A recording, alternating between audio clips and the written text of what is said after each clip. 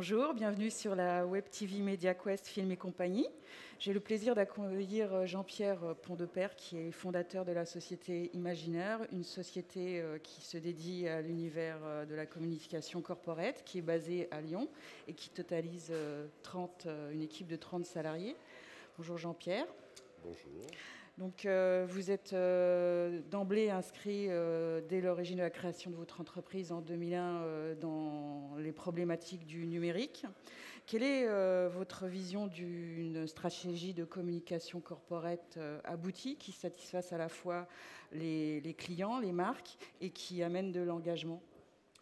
Pour revenir un petit peu à la genèse d'Imaginaire, notre point de départ, c'est à l'époque, en 2001, ça paraît normal aujourd'hui, c'était la rencontre du web et de l'image, puisque pour nous, à l'époque, on parlait de mettre de l'imagination dans les contenus. Et notre vision à ce moment-là, c'était de dire que les territoires de diffusion allaient passer sur le web, ce qui est devenu banal aujourd'hui. Et donc, il fallait impérativement rassembler ces deux expertises. Depuis le temps, il s'est passé quelques années. Il y a eu des évolutions à la fois technologiques, mais aussi évolution du public et des habitudes. Et aujourd'hui, on est passé à la mobilité. Et mobilité veut dire vous êtes tous équipés de smartphones. Et nous, on est convaincus que les marques aujourd'hui peuvent parler directement à leurs consommateurs. Donc il faut automatiquement, toute problématique de communication, réfléchir à ce qu'on appelle dans nos jargons à des mises en œuvre de dispositifs. Donc en clair, dans les années 2000, on parlait de rich media, c'est-à-dire d'enrichir les contenus. Aujourd'hui, ils peuvent vivre dans le cadre d'applications, ils peuvent vivre en étant interactifs. Et nous, aujourd'hui, on essaye de réfléchir à des solutions qui ne sont pas forcément nouvelles, mais en tout cas qui marchent et adaptées à de la consommation liée à du smartphone, c'est-à-dire appuyer avec son petit doigt sur un écran et interagir dessus, c'est-à-dire aller chercher d'autres informations complémentaires aux films, aux médias qui passent.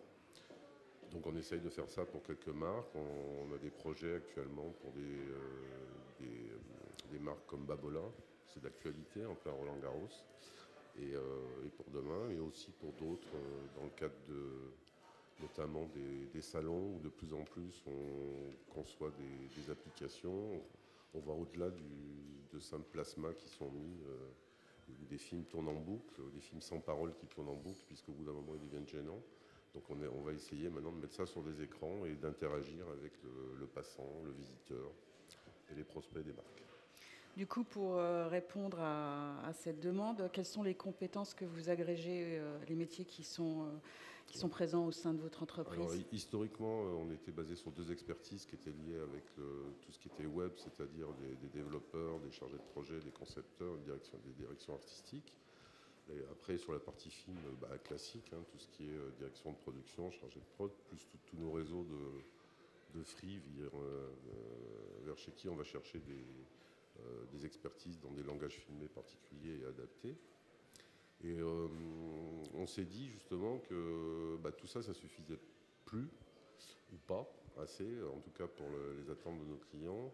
Et concrètement, on s'est rapproché d'une agence qui, elle, était plutôt très, très spécialisée dans l'univers du marketing opérationnel et aussi dans de la conception de contenu, d'outils un peu plus classiques qui vont dans l'édition, mise en place d'opérations de terrain un peu événementielles. Concrètement, ils travaillent pour des marques, ils travaillent pour des gens comme Cronenbourg, Jägermeister.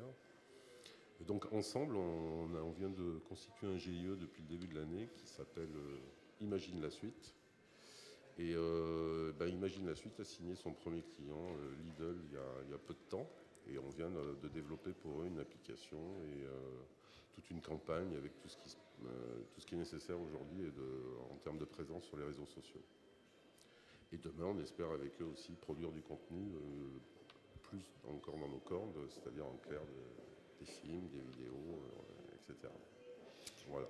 Est-ce que vous avez besoin, pour anticiper les demandes de communication de vos clients, d'avoir une veille permanente et un regard sur les technologies de pointe? Disons que déjà, on a choisi de s'appeler Imagineur, donc il faut l'assumer. Donc l'assumer, ça veut dire être curieux, ouvert, et donc on essaye d'être... on a toute une population chez nous de gens qui sont plutôt tournés vers ce qui se fait, et on est sans arrêt en train de regarder un petit peu ce qui circule sur le web. Notamment au sein de mon équipe, il y a un directeur de production qui est très curieux, il s'appelle Walter Blanc, et il passe beaucoup de temps à dénicher des jeunes concepteurs. Et on a trouvé quelques collectifs comme ça qu'on a associés à des productions qui peut-être à l'origine, c'était des gens qui venaient plus d'un milieu purement artistique et qu'on a amenés dans le milieu de l'entreprise, et a priori ils s'en plaignent pas. Et vos clients non plus? Et nos clients, pour le moment, continuent à nous passer des commandes liées à ce type de production. On l'a fait notamment pour Bouygues Bâtiment à l'international, entre autres, l'année dernière. Et puis on travaille aussi pas mal dans l'univers de la santé, avec des gens comme Sanofi ou la chimie comme Bayer, par exemple. Merci Jean-Pierre pour toutes ces informations. Je vous souhaite un bon festival. Merci à vous et bonne continuation.